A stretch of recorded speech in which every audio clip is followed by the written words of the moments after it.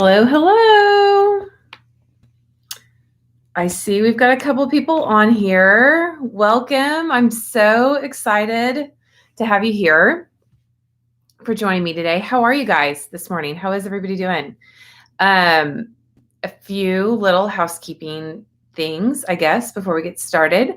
This is new. YouTube Live isn't new, but the way you're viewing it is new. So you're probably viewing this on a landing page, and I may give people, I don't even have my phone with me. I may give people a few minutes to hop on. We had about 40 people register to attend. And so I hope everybody's figuring it out. Hey, Maddie. Hello, hello. So I'll give everybody kind of just a couple minutes to sort of figure that out. Hi, Lorraine. Okay, so yeah, whole new system. We accidentally sent some messed up emails yesterday, but it just happens. I'm figuring it out. I really like the new system, and so I'm excited to use it. Housekeeping detail number 2. When I'm going to send this recording out, so if you registered for the workshop, you'll get the recording, and I'm going to send it out this afternoon as soon as I edit it for things like and after I edit it, after I send it out, there'll be 24 hours for you to view it.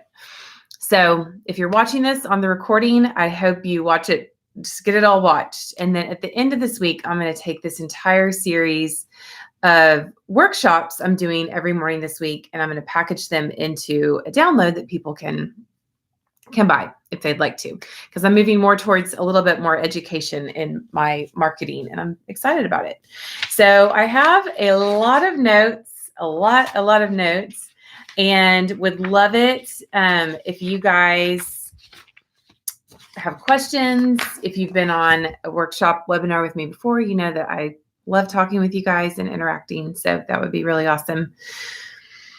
I guess to get started, I would like to ask you to think about if there is a time that you have ever bought something that didn't work quite like you expected. So this could be, when I think about this question, I always think about like an infomercial, like you just thought this widget was going to save your life, or you saw it on an infomercial, like you were sitting there all night, maybe I'm dating myself because I don't watch infomercials anymore at all. Like I don't even know where to find an infomercial. I'm sure on YouTube they have it, but it used to be like if you were awake in the middle of the night, feeding a baby or whatever, there was nothing to do. There was nothing on TV except watch an infomercial. And I don't know what it was about. Actually, I do know what it was. It was really great marketing, but you're just sitting there watching it. You're like, oh my gosh, I need a George Foreman grill, or I need a Ninja blender or whatever.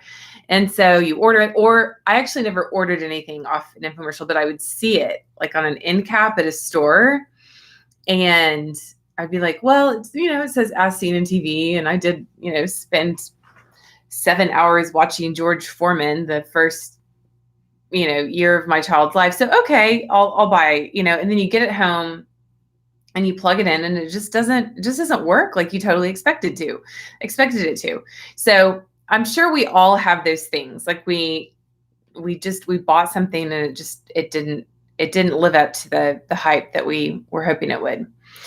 But similarly, have you ever listened to a podcast or heard a sermon or heard somebody speak or like gone to a conference or something, and you came home and you were so excited to try out the new and improved you, and you felt like that appliance, like you're like, I'm not working as expected. Like I bought into this idea and this thing that I could change and that life would be better on the other side of this experience, and it wasn't. So whether it's a blender or, a talk that you listen to, it just sometimes we get to the other side and things are not as different as we want them to be. We are not as changed as we want to be, and things are not as different as we want them to be.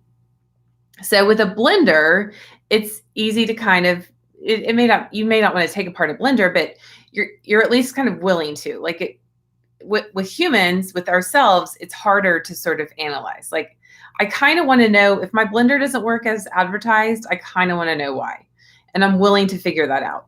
But sometimes as humans, we're not really willing to dive into ourselves and figure out what went wrong. Like, why did that change not stick from that podcast or that sermon or that talk we listened to or whatever, that conference we went to? Why did that change not stick with us? And so what ends up happening is we end up falling into sort of a vicious cycle, and we go buy another quick fix. We watch the infomercial and we get the bigger, faster, better blender, or we book another conference and we go just to get hyped up again. But and appliances are going to break, and they're probably never always going to work as advertised. There's always going to be something newer and better out there.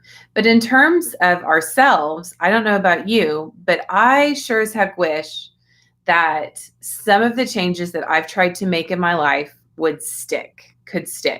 And if you're with me, give me an amen. And again, I'm hoping that this is working on the back end. So, but there's just times whenever I wish that I could get those changes to stick. So I'm not saying that buying solutions is bad. That's marketing. I'm going to talk about that here for a second. Very often when we spend dollars, when we invest our time, our money, and our energy into something, we're going to be more likely to try to figure out how to apply it to our lives. So the fact that you guys are spending time with me this morning, and hopefully every morning this week, like, that is an investment, not in me. That's an investment in you that you guys are making in yourselves. And your willingness to make an investment is also going to mean that an investment of time is going to mean that you're more likely to apply what you're going to find something, you're going to find a takeaway in this workshop today, and you're going to spend some time trying to figure out how to apply it to your life later on down the road. The same thing happens when we spend money on things. And that is why I'm only making these recordings available for 24 hours. If people invest their time and their money into something, they're more likely to apply it to their lives, and it's more likely to result in lasting change. Too bad the blender companies can't find a parallel here, but we're just using the blender example to parallel where we are in our lives and us wanting to change. So, and y'all are just gonna have to forgive me for looking at my notes. Ultimately, what causes us to change? There's a place, and when I say change, I'm talking about, like, there's a place in life we all want to be. Like, we could all say, and I'm going to talk about this more in a second too, but we all kind of want the same things in life. This is one of my problems with traditional goal setting, is it starts out, almost every single goal setting system I've ever looked into says, first you have to know what you want in life. But I kind of want to call bullcrap on that, because I'd like to say that we all want the same thing. If we had a magic wand and a genie in a bottle, and we could all have perfectly healthy bodies, the brain of Einstein. Now you can use it however you want to, but it's all up there. Just the genius is so built in. Enough money to do exactly what we want to do. Work that makes us fulfilled and recognized, and that we get to perform with autonomy and purpose. What more could we want? Like, you can, like, some people want, will say, like, well, I want a Maserati, or I want a trip to, Côte d'Azur or something like that. But when it really comes down to it, you can boil down everything that you want into about 5 categories. And these are the heart categories. You want to be healthy. You want a healthy body. You want a healthy mind. You want meaningful relationships. You want money to go where you want and do as you please. And you want meaningful work. You want work that means something. As humans, like, I just, when somebody says, like, I never want to work again, I kind of don't buy it. Like, we all love work when it brings us a sense of significance and growth and contribution. You know what I'm saying? The ability to give back. So we all kind of want the same things. And what prevents us from achieving those things, from getting where we are to getting to where we want to go, isn't actually the conference. It's not the widget. It's not the thing that we bought or we purchased. It's our mindset. Our mindset is the number one thing that is going to hold us back from achieving our goals. So, in adjusting mindset, I'm going to kind of skip around on my notes here because this is going a good direction and I just want to keep it going there. Let me jump over. A lot of you guys have probably heard my story before. I started a company when I was 22 with $1,500 worth of babysitting money. We hit our first annual million when I was 26. I was this 26-year-old walking around with a crazy net income that year and didn't really know what to do with it. And the company did really well until it didn't do really well, which now in hindsight, I believe was totally a mindset thing. Starts there. Everything starts with the mindset. That's been a key theme for me this year. And it's going to be a key theme in these workshops, these morning workshops this week. But when that company started to go down, it went down in a ball of flames. And my journey has consisted of some really high highs like that and some really low lows, like having to file bankruptcy on that darn business. And my approach has always been to celebrate and share when you're on the mountaintop, and then to learn and grow when you're in the valley. And one of the lessons so when this company's failing, like I'm really trying to learn from this. Like I don't want to repeat any of this. I hate that whole, like, those who do not learn from their mistakes are doomed to repeat them. Like, no, I don't want to repeat. So I'm trying so hard to learn this. And I can actually sort of trace a line to the fact that I was pursuing what I wanted instead of what I needed. And I think this is the very dangerous reason why we should not start by setting our goals by asking the question, well, what do I want? Because we all want the same things, but where we are in life is going to determine what our needs are going to be, and our needs are probably going to be very different. The needs of a new mom are going to be different than the needs of someone caring for elderly parents or someone aging, someone who's, dealing with a personal illness or something like that. So we all have hard seasons. But my thing was, and I wrote this sentence down and I just want to share it. It's hard for me to say, this is me being vulnerable. But one of the things that I was doing in that seat that got me to that really negative season was that in the absence of purpose, I was sacrificing everything on the altar of profit. So I was just saying, like I even remember an employee asked me one time, like, what's our purpose? Like, what's our true north? What are we doing in business? And I was like, well, we're here to make money. And she just gotten finished reading this book, and very wisely, she looked at me and she was like, that's not purpose. And so and that's what we do in our own lives too, is in the absence of purpose and true meaning, we end up chasing the things that we think we're supposed to want. It's those five buckets that I was running through, and we're going to talk about in terms of heart. But the good news is that each of those buckets has needs associated with it. And if we will prioritize those needs in the right order, which is what we're going to do this week, we can find balance. Okay, now balance is this crazy thing, right? Because I did this survey on Instagram to get ready for this last week, and I asked you guys if you thought balance in life was possible. And something like 76% of the people who responded to this little question poll thing on my Instagram story said that yes, they what was it? Yeah, it was like 76% said yes, they thought balance was possible. It exists and it's possible to achieve.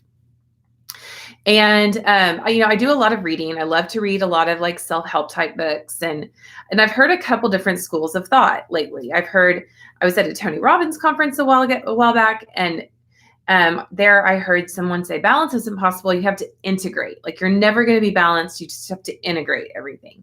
And then I was reading a book a couple weeks ago, and it was saying like, you need rhythms, like it's this rhythm of life. And then I've heard people talk about seasons of life. And then another book I was recently reading said, it's not balance, it's counterbalance. Like and so I just, there's too many words floating out there around it. And I'm just going to use the word balance. I'm just going to say, It's out there and we can find it, whether we're going to say that this is a rhythm or a routine for our life, or whether we're counterbalancing. What we're going to be doing in all those situations is we're going to be taking action and making movements that get us to where we want to go.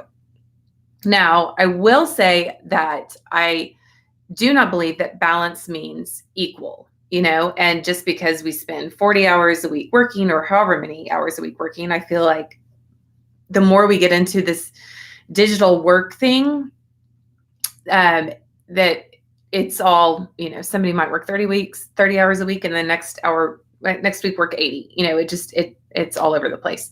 So balance does not mean equal, I think. And this is sort of a working definition for me, but balance isn't when everything is equal. Balance is just when everything is running smoothly. And I don't believe that it has to be the case that when work is running smoothly, the personal life is faltering. It takes attention and intention to make it all work. But that's what we're going to talk about, is it's fully possible when you prioritize those 5 buckets in the right order. Okay, let me stop and think for a second, because I have so many thoughts up there swimming around, and sometimes I skip thoughts. That's why I have a long list of notes. So we have to choose to prioritize in the right order, and this requires the attention and the intention. So it was sort of in my season of having a failed company that I started to understand that my choices had gotten me to that spot. And I started using this phrase.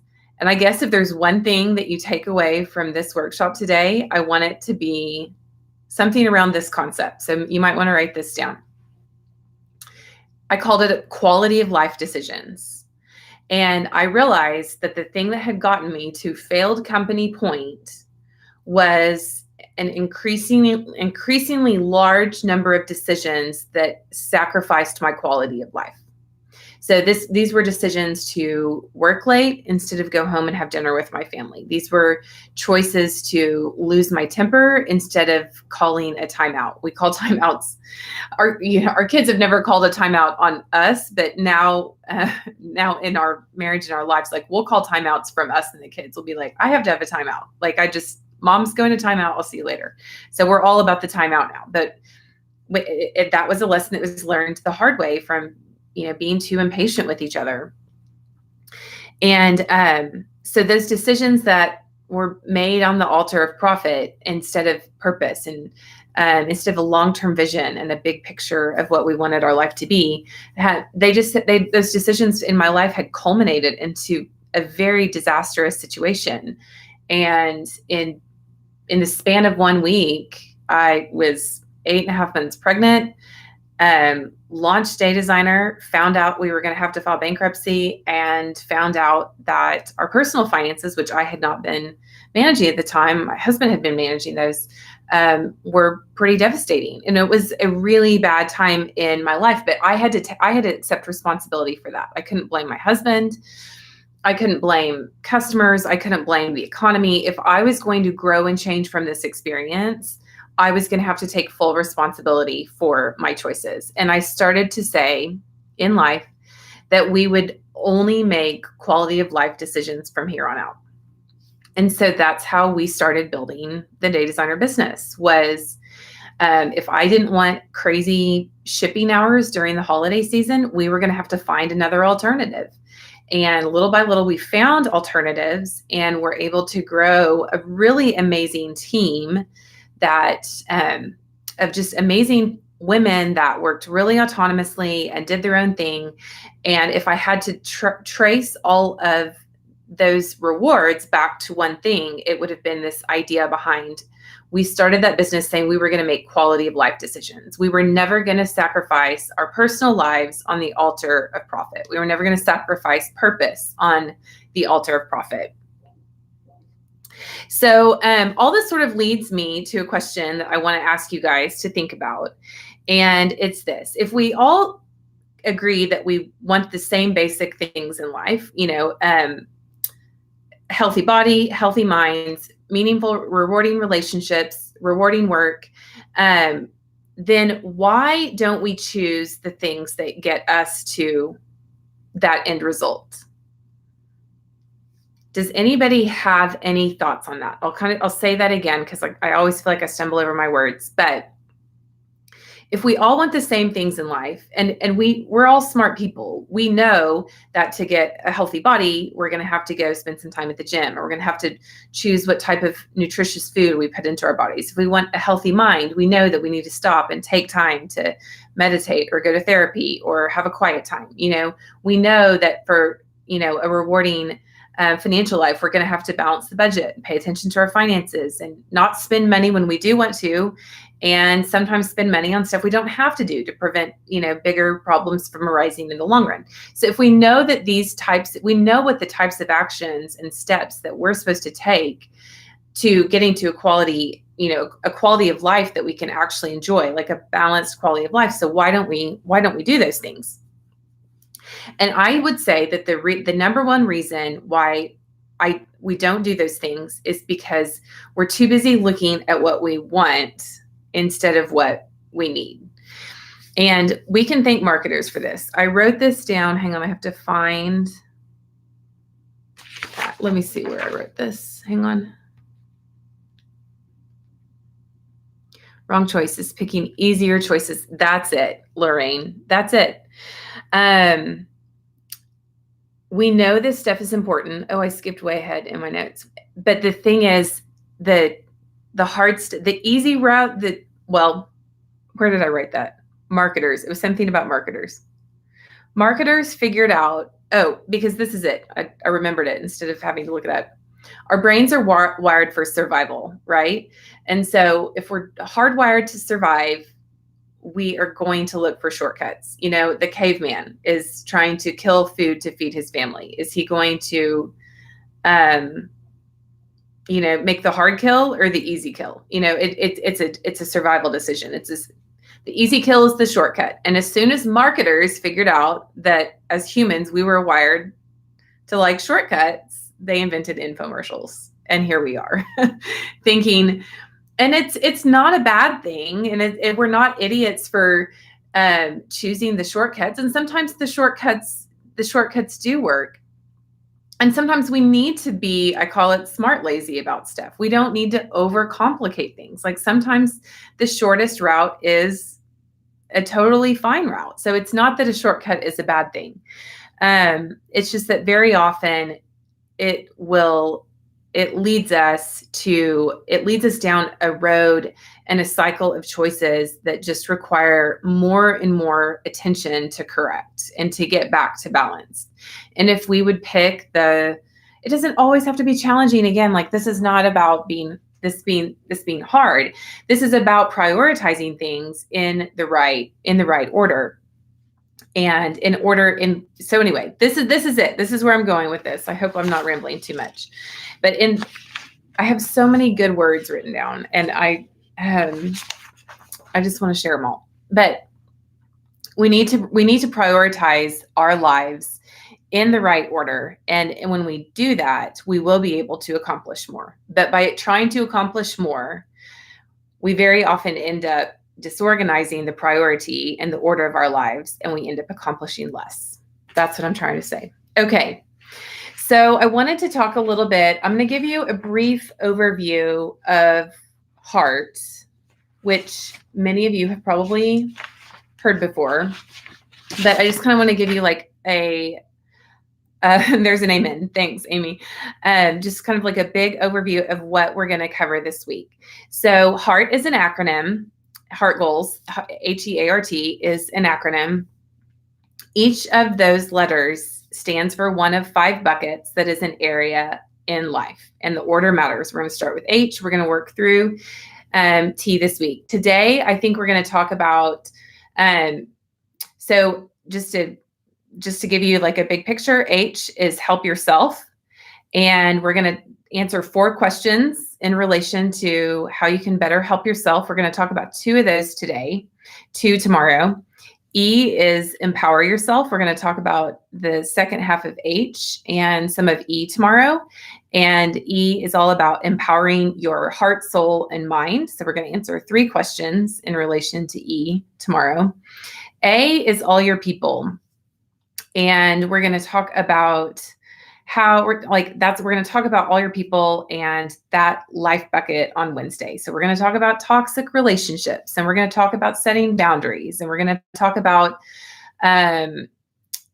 our capacity for having meaningful relationships and what we can do to strengthen certain relationships. And we are going to challenge ourselves to make some tough choices about some relationships that we may not need to be in. We're going to challenge ourselves to maybe write down some next steps on that. The R in heart stands for your resources and responsibilities. We're going to answer 3 questions in that category on Thursday. And then T is the trade, career. Actually, sometimes I say trade, tasks, talent. So we're going to talk about that. And this week is called Back to Business. But this is not, if you're watching this is not just for entrepreneurs. This is not just for professionals or people who are employed. Our kids, the whole theme behind this week is my kids are off to school, and we had this great, wonderful, incredibly meaningful summer and built memories and did a lot of rich family stuff together that it's hard to measure, but it was meaningful. And it's time to get back to my groove. I spent a lot of time, all my people time, over the past 2 months. And so I am doing that counterbalance thing where I'm, saying, okay, we're going to swing back over here and, work on this stuff for a little bit. So on Friday, when we talk about the T category, the trade, tasks, talent stuff, we're going to talk about the 7 basic business systems that I teach in my course, Biz Designers. I'm going to walk you guys through that and help you figure out. So that's going to be the only day that's probably really specifically business oriented. And the rest of these days are going to be just about how are we taking care of these areas of our life. And I want to teach you guys what the areas are and what order we need to be prioritizing the stuff in. And also just how you can use the HEART acronym to reset your days, your weeks, your months. It's just a massive instant reset for me. And it's been super valuable. So on that note, let's start by talking about, let me see.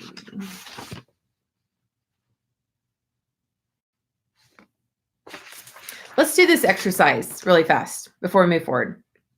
So one of the first things what's one of the first things, you can answer this question, that you get asked right after you meet somebody? You say, hi, I'm Lorraine. Hi, I'm Amy. Hi, I'm Whitney. And they'll say, great, nice to meet you. And then what's the next question that they ask? It's almost always, so what do you do? Right? And we love to label people. We're really good at putting people in categories. It helps us. We live we do it. Each of us has done that before as well. And it's unintentional. We're not trying to label people, but we live in an age of information overload. And by understanding what people do, we can better organize them into buckets in our head. We can say Susie, she's an accountant, or Bobby, he does construction, and so it helps us kind of sort and organize. But we're doing ourselves a disservice when we do that, because we're not human doings, we're human beings. And so what I want to ask you today, and again, if you have a piece of paper, you might want to write this down, is who are you? If we were meeting over coffee or drinks or whatever, and I said, hi, Lorraine, it's nice to meet you. Hi, Amy, it's nice to meet you. And I said, so who are you? What would you say? And if you want to write that down, that's great. If you want to put it into the comments, that would be great too. But if somebody said, so, and I don't mean in a sarcastic way, so who are you? Who do you think you are? But just, so if somebody asked me that, I would say, well, I'm a wife and a mom and a daughter and a friend and probably an entrepreneur is probably what I would say. But I went in order of importance on that. And I just think our conversations would be so much more meaningful with people if we started with maybe slightly awkward, because you go a little bit vulnerable when you answer the question, who are you? Instead of, what do you do? We can kind of hide behind our tasks and our actions and our titles and things like that when we talk about what we do. But when we talk about who we are, it's a little bit more challenging. But I think it's so important to ask you who you are being. Like, who are you? Like, what's your human beingness? And then once you've answered that question on your paper, I want to ask you a next question, which so that, that first list of roles, that was, who we're being. Like, I'm being a wife, I'm being a mama. But the next question I want you to answer for yourself is, who are you becoming? Who is that person becoming? Like, what's the better version of wife? What's the better version of mama? And I'm friends with Bob Goff. I think a lot of you guys know who that is. And he's just this crazy, inspiring person, and he always talks about, like, what's the next best version of yourself? And so once you've identified those roles, that human beingness, then you can start to sort of craft a vision for your life about, like, what does the next best version of wife and mama look like, or daughter and sister, or entrepreneur? Like, what's like the next level of that? Because that person's not too far off. Like, I'm so big picture. I love having a dream. It's little white lights and boxwood hedges and wooden boats with American flags and Martha's Vineyard. And I mean, I'm so all about the big picture. But what gets lost is that person that's going to connect those dots. Like, and that person that's going to connect present me with way down the future me is that person that I have the ability to become, if I know that person is out there and I can go after achieving her and working with her and loving on her and bringing her out. You know what I'm saying? So think about that and write that down on your paper. I love that Amy says she's a wife, mom of two, Christ follower, and an organized creative. That's amazing. I wish I was an organized creative. I'm a disorganized creative, constantly struggling on that organization stuff, but maybe I can become one, so that's kind of the point of this exercise. So, again, if you guys have any thoughts and you would like to share, I would love to hear from you on that. Because answering that question, who is that next best version of you? Like, who are you becoming? Who is that next best version of yourself is going to help inform the actions that you're going to want to take when you, as we start to walk through this heart outline. Lorraine says, I'm a disorganized, multi-passionate at the moment. I love it. I love it. I love it.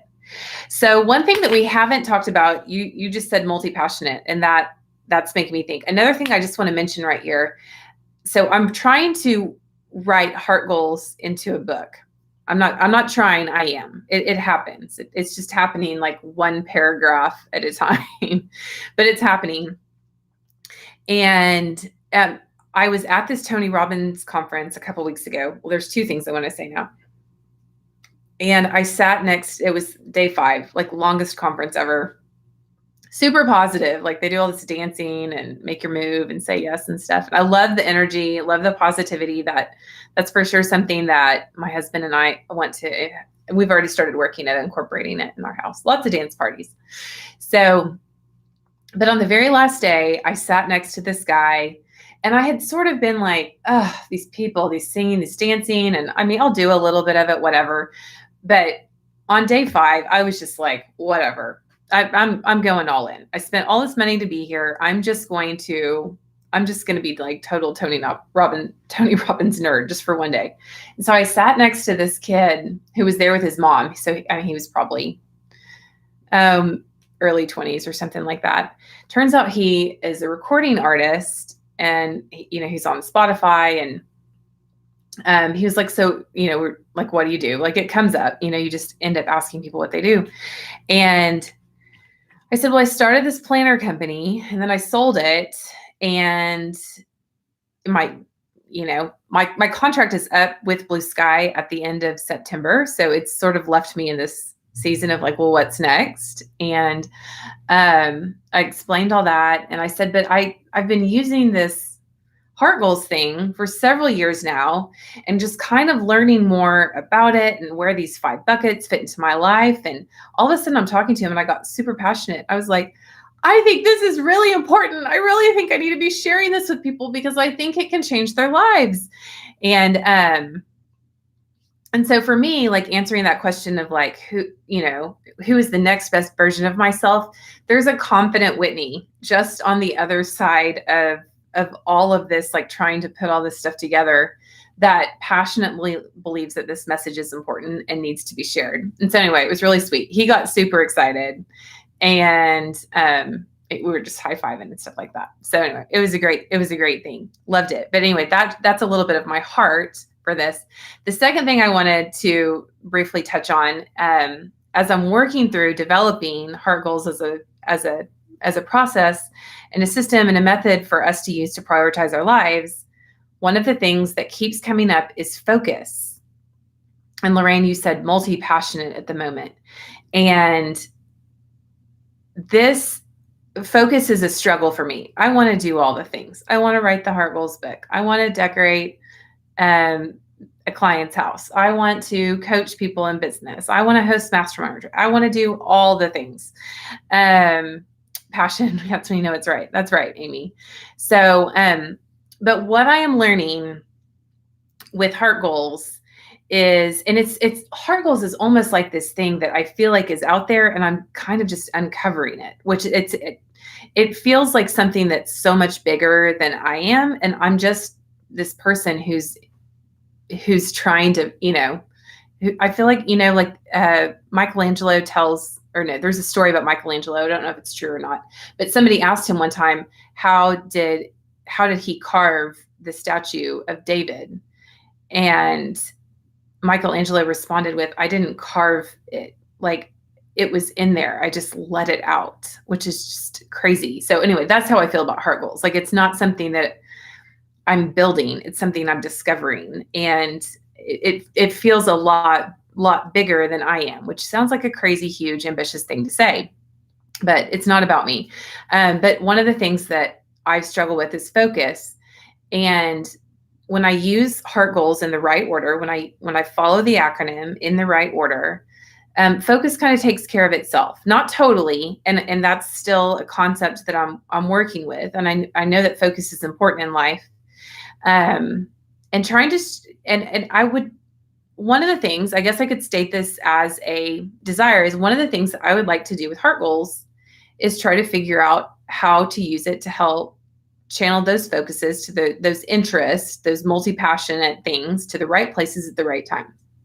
So anyway, if you ever have any thoughts on this, if you're watching this video and ever have any thoughts on that, shoot me an email and let me know, because it's definitely, this is not all me. It's standing on the shoulders of giants. Okay, so on that subject, on that note, I want to move to talking about the H. The H in Heart Goals is help yourself. H, help yourself and empower yourself. The first 2 buckets of Heart Goals are personal. When you get to A, R, and T, it's a little bit more outside, but the first 2 have to do with you. Lorraine says, I was super focused on 2 major projects were now complete, and I want to be very careful as to how I go to choose what I own the next big focus or focuses. Yeah.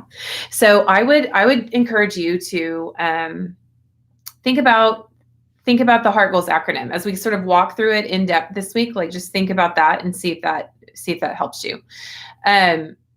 So H and E are all about you. H, H is all, it's the physical. E is the mental and emotional game. But today we're going to talk about the first 2 points of H, and I'm going to give you some tips. Let me find my little tips list. Okay, so there's 4 questions that you need to answer in H, and that's: are you getting enough sleep? Are you getting enough water? Are you getting nutritious? Are you doing the right nutrition thing?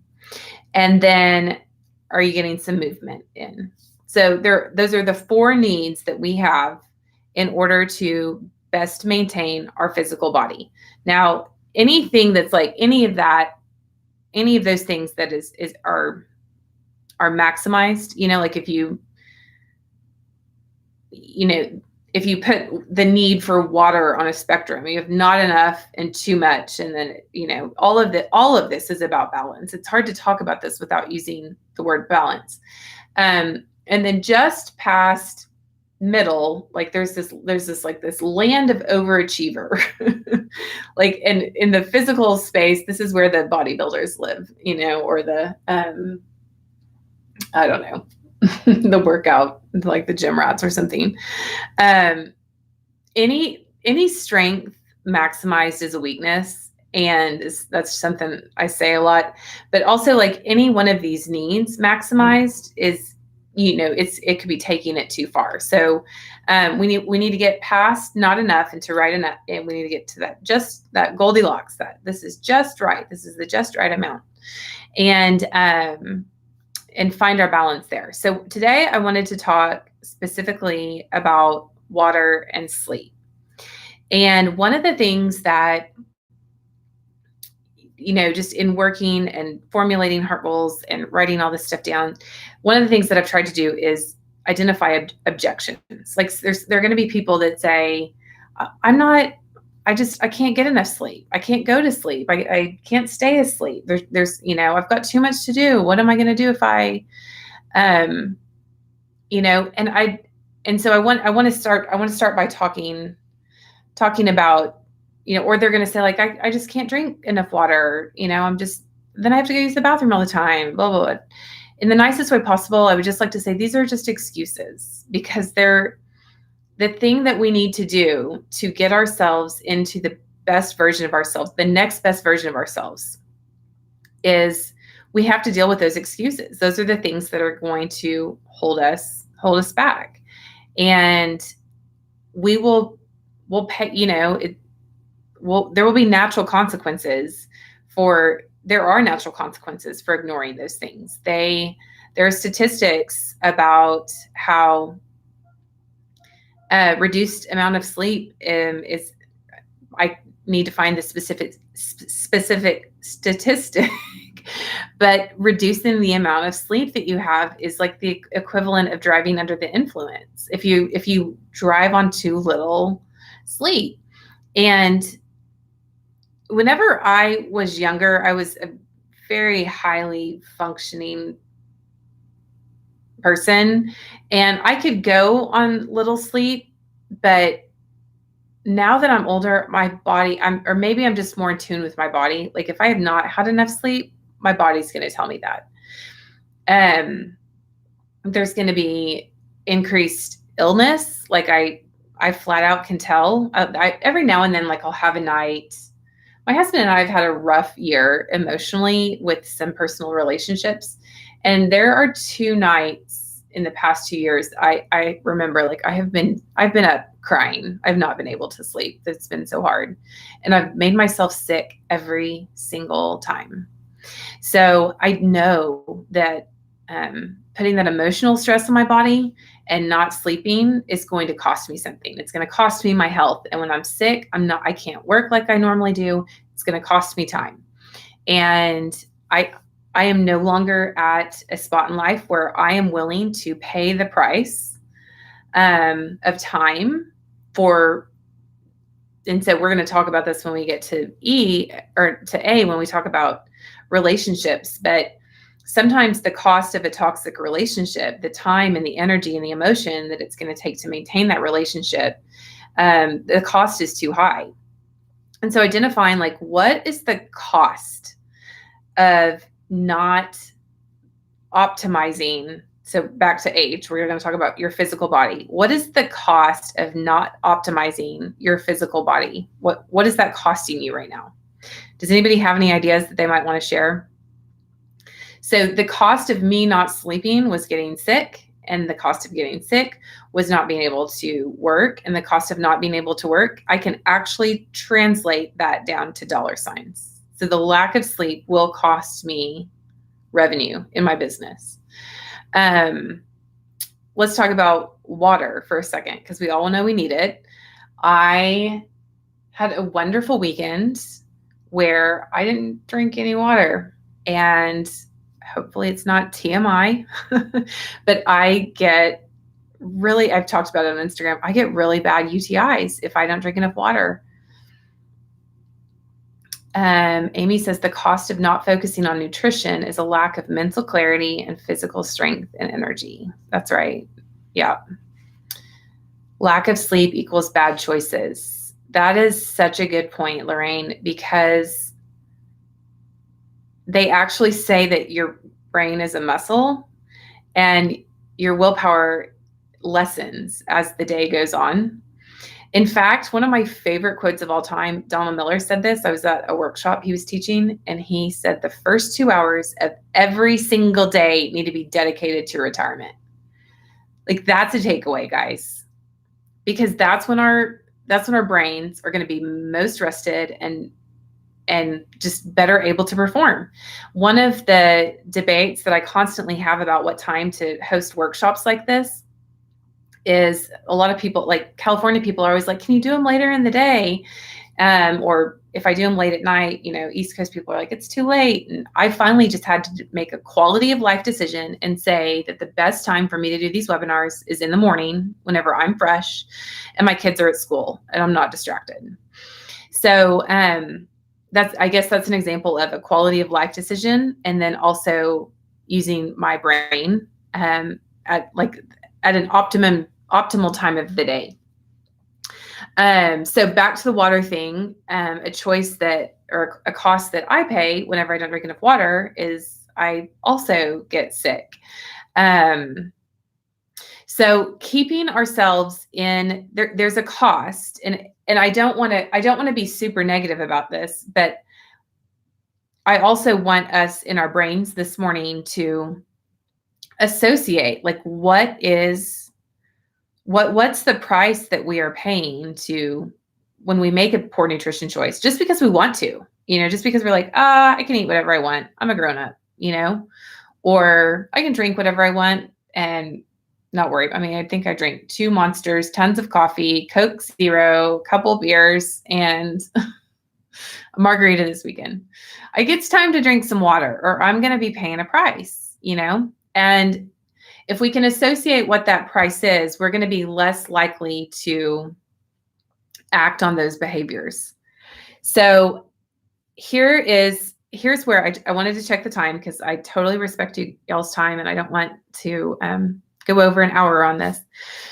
But whenever I need to reset my day, I'm going to go start with H. So let's say in a couple hours, you're sitting at your desk or you're in the carpool line and you just got a phone call, but let's just say that the day has started to go way off course.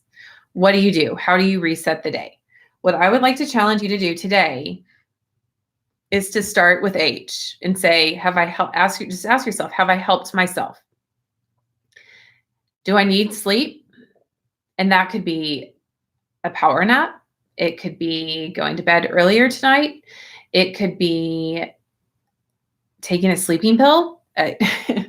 I'm obviously, I don't have a strong stance on medication. I think you need sleep. So I know Tylenol PM and Advil PM aren't great for you, but there's also melatonin, and you can get prescription or whatever, but we have to take care of ourselves. We need to make sure we've had enough sleep. Sleep is the first line of defense. So have you gotten enough sleep? Do you need a good night's sleep? Are you drinking enough water?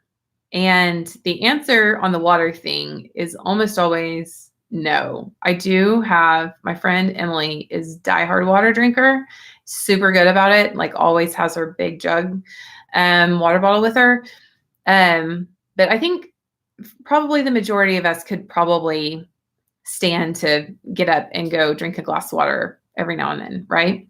So the next time things start kind of going haywire, I want you to think about those two things. And the cool thing about using heart to reset a day or even reset a week is as you get immediate on this stuff, you get immediate action. Like you can actually, if not, I realize not everybody can go take a nap in the middle of the day, but if you can, go do it. Everybody can go drink a glass of water. And those two things are going to start as part of a foundation for helping you get your priorities in order. And once you start prioritizing things in the appropriate order, the rest of the stuff, we're going to be amazed at how some of this other stuff starts to fall into place. Okay, so there's one other thing I wanted to talk about really briefly, and this kind of falls under the topic of excuses.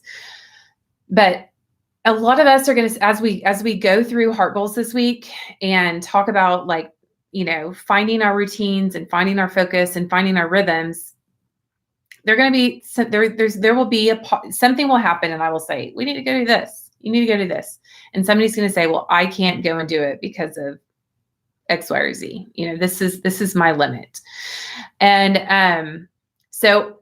As a coach in this series, the first thing that I would do is just push back on that a little bit and say, are we using that as an excuse? Are you using that as an excuse, or is that a legitimate limit? Because if we look at it as an absolute stopping point, we're going to be preventing ourselves from finding the next best version of us. And that's the person that's going to get us from where we are to where we want to be down the road. So we've got to find her. And excuses are going to keep us from finding her. So there's always another way to look at something. And I am queen of this. My husband will be like, we were also trying to tile a backsplash this weekend. He's like, I just can't figure out how to do this. And I'm like, well, let's look at it differently. Like, let's just take all the assumptions off the table and just look at this in a completely different way and try to find an answer there. So if you start to feel yourself saying, well, I can't do this because of this, that's the first thing I want to challenge you to do is ask yourself, is this an excuse? Okay, the second thing that I want you to do is think about what is something that you already do? Because inevitably we're in conversations that are going to lead to we're discussing topics that are going to lead to conversations about habits. And sometimes habits can be a big, scary word for some people. I am not a creature of habit. I would like to be more of a creature of habit. Well, actually, I'm going to take that back. We are all creatures of habits.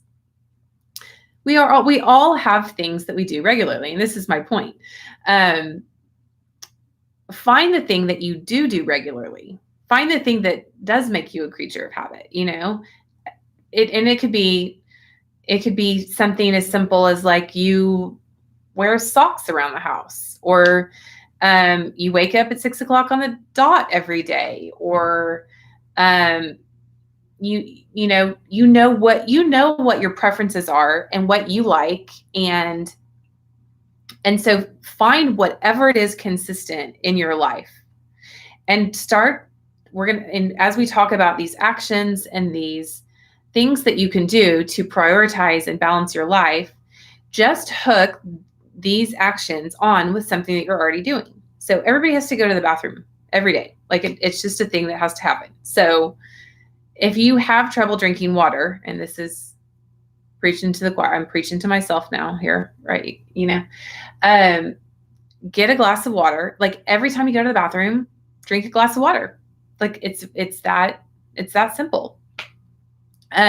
So try to, instead of trying to create a habit tracker and start all new habits, and I'm going to do all these things, just start by finding something that you already do and doing this thing, doing the thing that you're, right next to it. So I read this funny book. I don't remember the author's name. I'd look at it and I'll have to tell you tomorrow, but it was some funny person wrote this book about how to clean your house. And in the back, there's this 30-day plan for a perfectly clean house. And she's hysterical. This author, I'm like, this is my type of house cleaning book. So funny. And she she just says, do your dishes. Like, do your dishes every night and do your dishes every morning. And we all go to sleep and we all wake up, hopefully. And so if the last thing that we do before we go to sleep is our dishes, and the first thing we do every morning when we, and I'm not saying this is the way it should be, but her point was just end cap your day with these two things. And we're not, and her point was, you know, if she actually gave us this big, gigantic plan for how to declutter and organize our house, would we do it? No, we'd be totally overwhelmed. So in the cutest, funniest, most charming way possible, for like 30 different bullet points, she goes through 10 pages and she's like, do your dishes. Do your dishes. Oh, day 18, do your dishes. You know, funny commentary, you know, now it's evening, do your dishes. And so as we start to talk through some of these heart goals, these elements of heart goals, and you're going to be identifying things that you need to do in your life. I mean, we're starting really easy today. We're talking about sleep and water. So if there's a challenge that I could present to you for the rest of today, to get your life back in routine and back in rhythm, it would just be find something that you already do and attach this new action to that. Attach drinking water to that. So you're going to eat lunch, drink twice the amount of water. You're going to eat dinner, drink a glass of water before you eat, drink a glass of water while you're cleaning up the kitchen or something like that. But let's not overcomplicate things and let's not reinvent any wheels. And then go to sleep at a decent hour tonight. I went to sleep at 9:30 last night and I woke up and felt like a new woman this morning. So those are our two things for today. Now, tomorrow, we're going to talk a little bit more about, in the physical space, we're going to talk a little bit more about nutrition and moving our bodies. And then we're going to talk about the heart, soul, and mind, and what we can do to sharpen those gifts, those gifts that we've been given, our heart, soul, and mind, and why it's important for us to prioritize. We're going to talk a little bit more about why it's important for us to prioritize our health first and our mind second before we move on to some other stuff. So just remember, if today gets bad, start by asking yourself if you need sleep or water. You can ask yourself, do you need nutrition? Like, do you need to go eat a salad? Do you need to walk around the block? Something like that. But use these little nuggets today as a starting point to help you understand how you can reset your days and when they start to, in your weeks and your months, when they start to get off track. Okay, so thank you guys so much for joining me today. I'm going to edit this video a little bit and I will get it sent out to all of you guys later today. And if you have any thoughts or feedback or recommendation, I would love it if you would shoot us an email. You can email hello@english.com. And I'm just really excited to have you guys join. And also tell your people if you liked it. Tell your friends, join us tomorrow. The more the merrier. These things always go really well when we've got lots of people on them. The energy is really good. And then you guys can share ideas with each other. Okay. I will see you around. Have a good day today. See you tomorrow.